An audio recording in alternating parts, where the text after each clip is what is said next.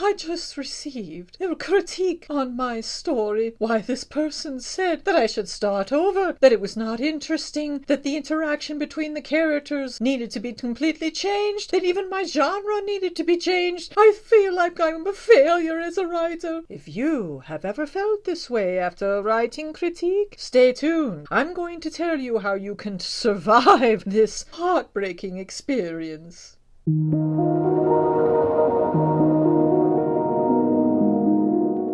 It is a conundrum that we face as writers. We must get feedback in order to improve, but the feedback can be devastating.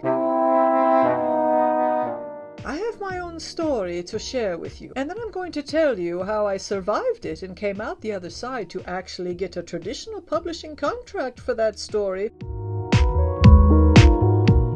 So here's what happened. I went to a week-long writing workshop, and I was extra excited because the leader of the workshop was a best-selling author. Who could be more qualified to give me feedback on my story? So I sat inside the workshop feeling very nervous when it became my turn for my story to be discussed. And I waited to hear what the workshop leader was going to say. Well, it wasn't good. This person basically dismissed the story outright. I had written a supernatural thriller, and this person said that the supernatural elements were not necessary, that I should take them all out and simply make the story into a family drama between the characters that I had created. And they said 2 or 3 more things while flipping through the pages, and within 5 minutes, feedback was complete. This best-selling author was basically poo-pooing my story completely. But my torture wasn't over.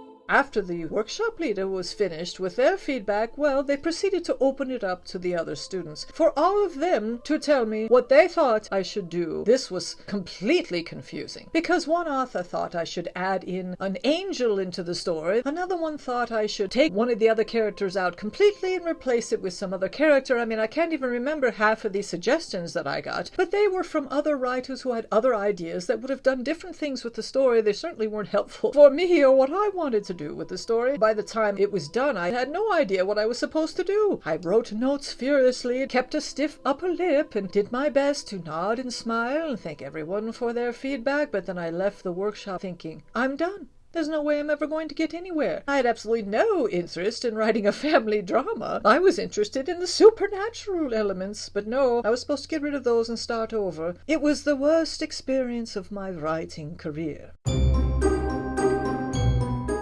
Let me tell you how I recovered. And stay tuned, because I have a trick that I want to share with you. Something that I did that I'm so glad that I did, because in the end, it saved me.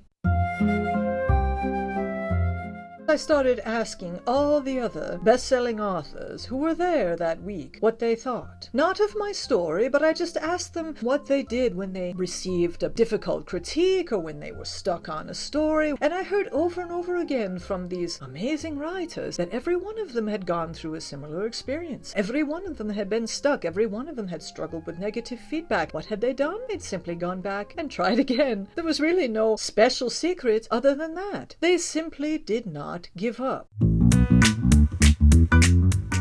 I looked through the comments that I had received from the other students in the workshop that they had written on my story. These were not what was told to me in the workshop when the workshop leader encouraged everyone to tell me what I should do with my story. Instead, these were the ones that the other writers had written on my story before the workshop even started. I went back and looked at those comments, and oh my, there were many very positive comments in there. That helped me feel a little bit better. The next thing I did is the best thing that I want to be sure you hear, because this was so important to my survival as a writer. I submitted the story that I had at the workshop to publishers before I went to the workshop. And you may think, well, why would you do that? Wouldn't it be better to go to the workshop, find out what could be fixed about the story, fix it, and then send it out? You'd have a better chance of getting a contract that way, wouldn't you? Well, I figured there was no harm in sending it out to 4 or 5 publishers first, just to see what would happen even as I worked on improving my writing at the workshop. Well, it turned out to be one of the best things I've ever done in my writing career. When I got back home, feeling like I was the worst writer and I should just give it all up and go do something else, I had in my email box a request from a very respectable publisher for the entire manuscript.